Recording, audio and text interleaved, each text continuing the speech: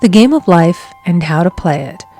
Most people consider life a battle, but it is not a battle, it is a game.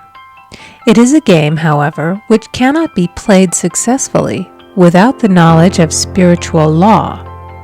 And the Old and the New Testaments give the rules of the game with wonderful clearness. Jesus Christ taught that it was a great game of giving and receiving. Whatsoever a man soweth, that shall he also reap. This means that whatever man sends out in word or deed will return to him. What he gives, he will receive. If he gives hate, he will receive hate. If he gives love, he will receive love. If he gives criticism, he will receive criticism. If he lies, he will be lied to. If he cheats, he will be cheated. We are taught also that the imaging faculty plays a leading part in the game of life. Keep thy heart, or imagination, with all diligence, for out of it are the issues of life. Proverbs 4:23. This means that what man images, sooner or later externalizes in his affairs. I know of a man who feared a certain disease. It was a very rare disease and difficult to get, but he pictured it continually and read about it until it manifested in his body and he died, the victim of distorted imagination. So we see, to play successfully the game of life, we must train the imaging faculty. A person with an imaging faculty trained to image only good brings into his life every righteous desire of his heart. Health, wealth, love, friends, perfect self-expression, his highest ideals. The imagination has been called the scissors of the mind, and it is ever cutting day by day the pictures man sees there, and sooner or later he meets his own creations in his outer world. To train the imagination successfully, man must understand the workings of his mind. The Greeks said, "Know thyself." There are three departments of the mind: the subconscious, conscious, and superconscious. The subconscious is simply power without direction. It is like steam or electricity, and it does what it is directed to. It has no power of induction. Whatever man feels deeply or images clearly is impressed upon the subconscious mind and carried out in minutest detail. For example, a woman I know, when a child, always made believe she was a widow. She dressed up in black clothes and wore a long black veil, and people thought she was very clever and amusing. She grew up and married a man with whom she was deeply in love. In a short time he died, and she wore black and a sweeping veil for many years. The picture of herself as a widow was so impressed upon the subconscious mind, and in due time worked itself out regardless of the havoc created. The conscious mind has been called mortal or carnal mind. It is the human mind and sees life as it appears to be. It sees death, disaster, sickness, poverty, and limitation of every kind, and it impresses the subconscious. The superconscious mind is the God mind within each man and is the realm of perfect ideas. In it is the perfect pattern spoken of by Plato, the divine design, for there is a divine design for each person. There is a place that you are to fill and no one else can fill, something you are to do which no one else can do. There is a perfect picture of this in the superconscious mind.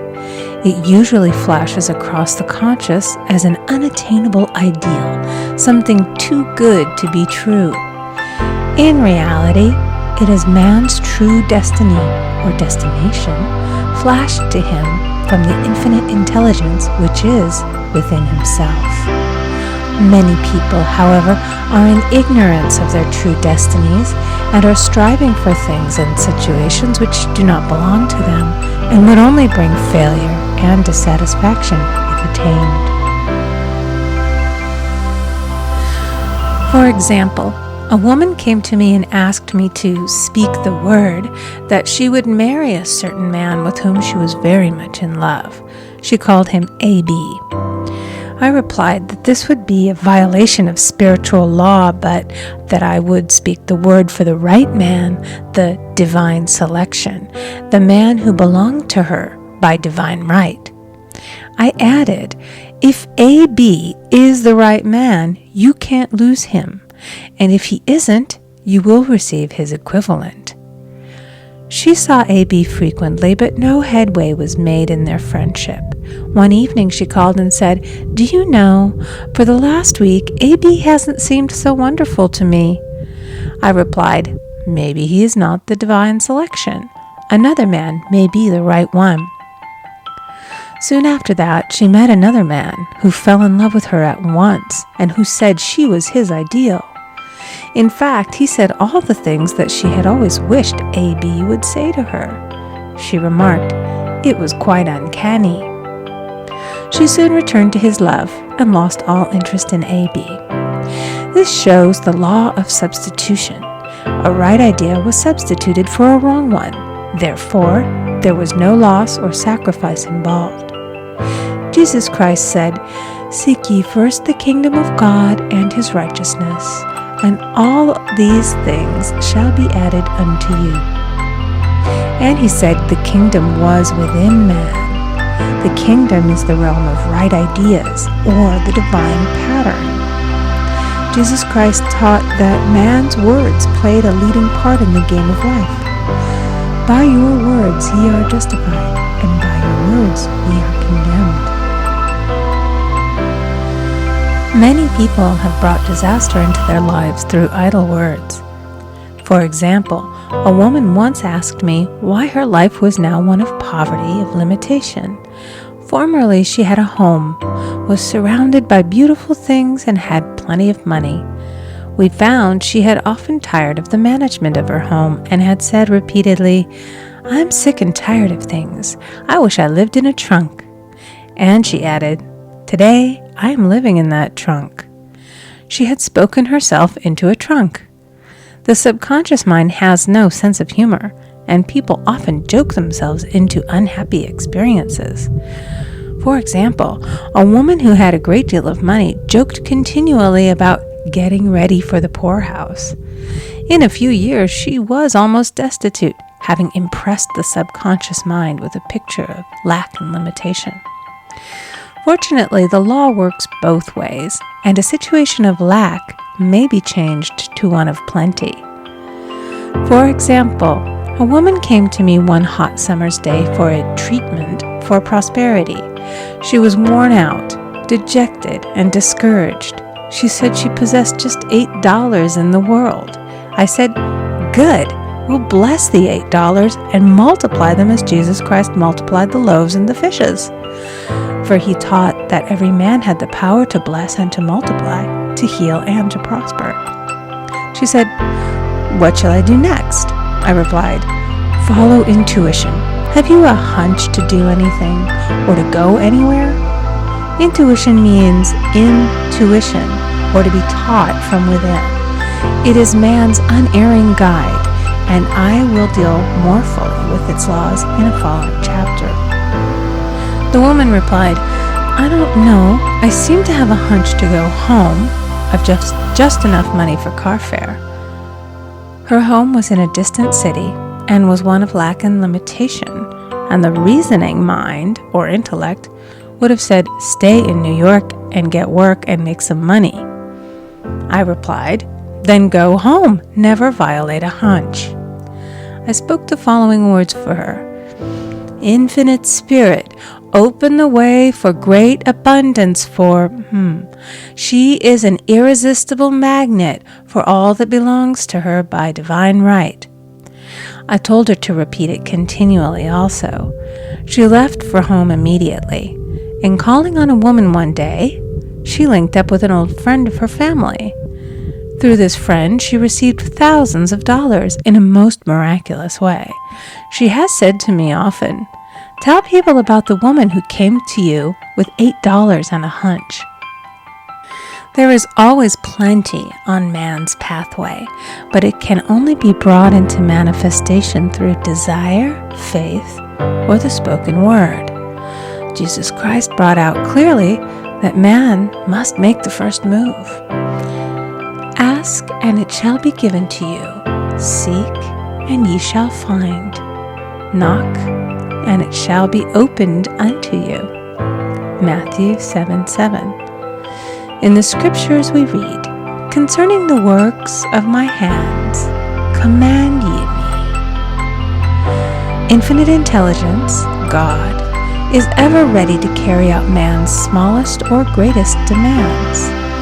Every desire, uttered or unexpressed, is a demand. We are often startled by having a wish suddenly fulfilled. For example, one Easter, having seen many beautiful rose trees in the florist's windows, I wished I would receive one, and for an instant saw it mentally being carried in the door. Easter came, and with it a beautiful rose tree. I thanked my friend the following day and told her it was just what I had wanted. She replied, "I didn't send you a rose tree. I sent you lilies." The man had mixed the order and sent me a rose tree simply because I had started the law in action and I had to have a rose tree. Nothing stands between man and his highest ideals and every desire of his heart but doubt and fear. When man can wish without worrying, every desire will be instantly fulfilled. I will explain more fully in a following chapter the scientific reason for this and how fear must be erased from the consciousness. It is man's only enemy. Fear of lack, fear of failure, fear of sickness, fear of loss, and a feeling of insecurity on some plane. Jesus Christ said, "Why are ye fearful, O ye of little faith?"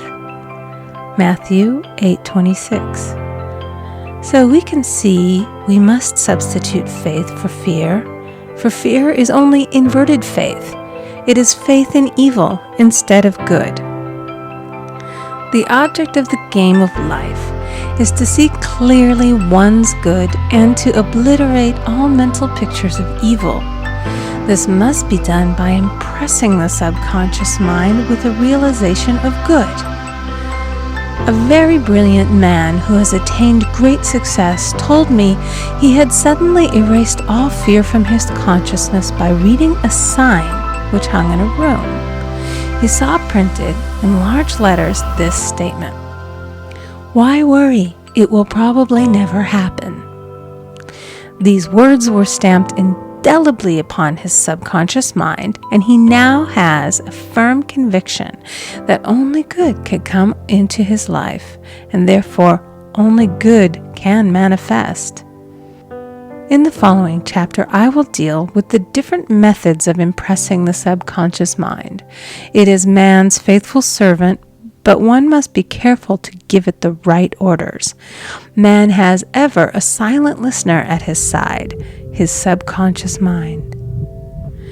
Every thought, every word is impressed upon it and carried out in amazing detail. It is like a singer making a record on the sensitive disc of the phonographic plate. Every note and tone of the singer's voice is registered. If he coughs or hesitates, it is registered also. So let us break all the old bad records in the subconscious mind, the records of our lives which we do not wish to keep, and make new and beautiful ones. Speak these words aloud with power and conviction. I now smash and demolish by my spoken word every untrue record in my subconscious mind. They shall return to the dust heap of their native nothingness, for they came from my own vain imaginings. I now make my perfect records through the Christ within, the records of health, wealth, love, and perfect self-expression. This is the square of life, the game completed. In the following chapters, I will show how man can change his conditions by changing his words. Any man who does not know the power of the word is behind the times. Death and life are in the power of the tongue. Proverbs 18:21.